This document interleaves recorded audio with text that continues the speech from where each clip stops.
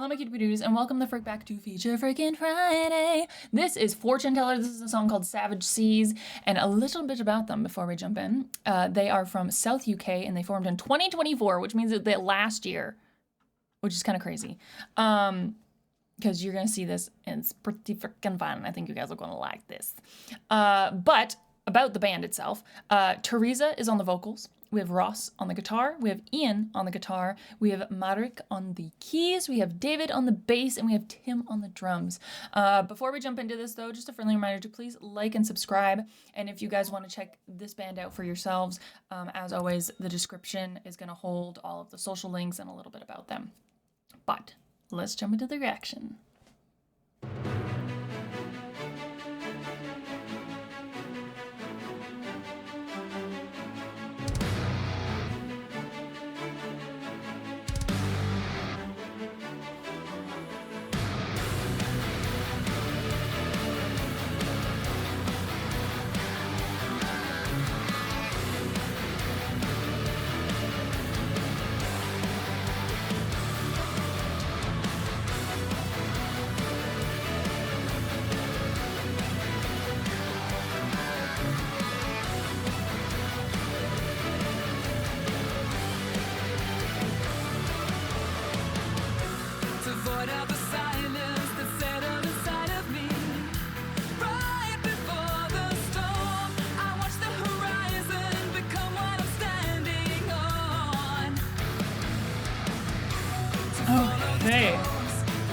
Okay, wait a second. One, super cool location. Like, it looks pretty, well, there's little hills over here, but it looks like flat for as long, like as far as I can see. So that's pretty cool. It's a pretty cool location. It's giving, well, I mean, the genre of this, according to the band, is power metal and melodic metal. So it has this kind of like, especially coming in, maybe it's also like, I don't know, maybe it's also the location and stuff like that, but like it has a bit of this kind of like grandness to it. And then with the vocals, I know that we've just started in on the vocals, but already it has this, I'm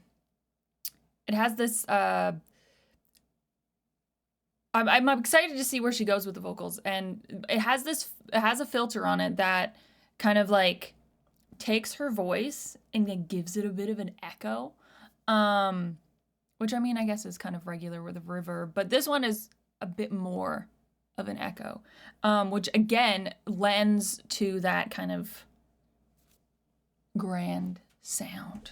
But let's continue. Fun.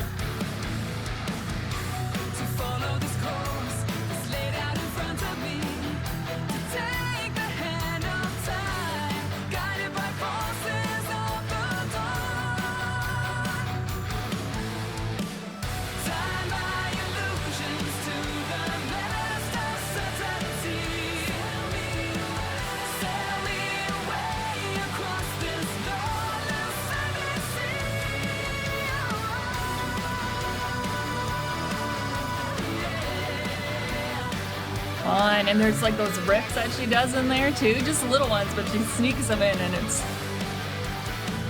fun.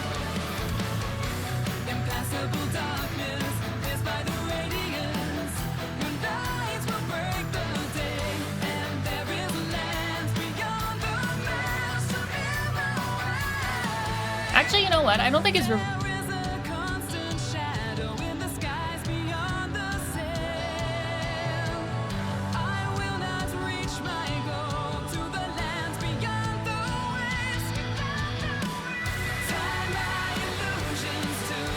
okay, actually, I don't know if it's a reverb, but more layering that I think that I'm hearing. But either way, again, it adds to this, like, I kept using the word grand, and I guess, you know what, I'll keep using it. This grand kind of sound. Like, it just, like, I feel like, I mean, the song is called Savage Seas, but I just keep picturing, like, like, what's the lady on like the bow of a ship, you know, just being like, like stormy seas, and then she's just like, you know, and I mean, yeah, the song is called Savage Seas. Devoid of the silence that settled inside of me right before the storm, I watched the horizon become what I'm standing on, to follow this course that's laid out in front of me, to take the hand of time, guided by forces of dawn, tie my illusions to the mast of certainty, sail me away. So it has these like kind of boat themes to it. Across this lawless, savage sea, impassable darkness pierced by the radiance, your light will break the day, and there is land beyond the maelstrom in my way. So kind of like, you know, you're in the stormy sea, but there's that light at the end of the tunnel, or light at the edge of the horizon, you know? So it has this kind of like grandness to it. And again, I think there might be like a little bit of reverb, but a reverb is like, I don't say that in a bad way at all. Like, it's very normal. But I think when I was saying like, I think when I said the reverb the first time around, and I said that it was like a little bit more stretched out, I was like, girl, they just layering. Let's get my head on right. Well, let's continue. I will not reach my goal to the lands beyond the waves. Tie my illusions to the mast of certainty. Sail me away across this glorious savage sea. There was a time my past was calling after me, but that's a rise that will become my legacy. One side of me has gone and left the open sea, though I can't trace it anymore. The map resides in me. I can follow stars for years beyond the known, but the challenge rests inside, and I must face my fears alone.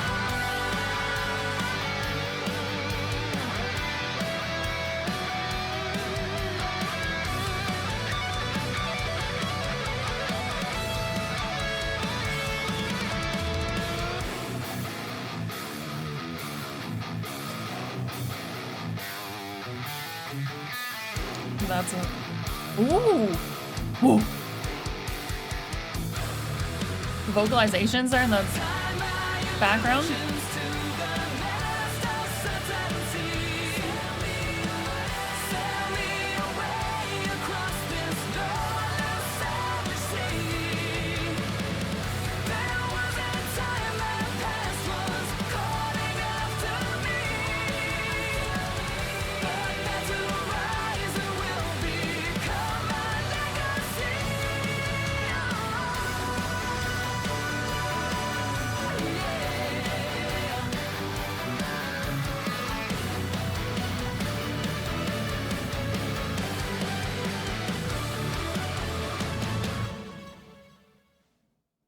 Okay. Ooh. It was just saying Loki films at the end. That was fun. I liked the guitar. The guitar moments in there were pretty fun. The vocals were lovely. Again, I'm pretty sure it was mostly layering that I was like pinpointing there in the beginning. But regardless, it added to kind of like that grand sound. And I mean, again, in a lot. Usually there's a little bit of reverb. So then your vocals aren't falling, you know. It just gives it a little bit of, I don't know, like an extra life to them, you know? Like, it's a very, very, very common thing to do. And then the other thing I wanted to mention A few moments later. Oh, right. Those the vocals, like the backing vocals, the vocalizations there. I kid you not. I was like, yo, is this like the menu for Skyrim? Because it's giving those vibes. Because it was like, oh, I can't do the vocalizations, but it was like, I don't know how to exactly explain it. I don't know what to call those vocalizations other than vocalizations, but it had that yeah, it's like when you go into the entrance of Skyrim, they have the music. Skyrim music is really it's lovely. And when you go into the menu, it has these vocalizations with the music like Dovahkiin, do do, like it has this very like giant sounding kind of vocalizations to it, which was really fun addition to this. So thank you very much for watching. I hope you guys enjoyed this reaction. If you did, hit the like button, hit the subscribe if you want to see more, and I'll see you cutie patooties in the next one. Bye.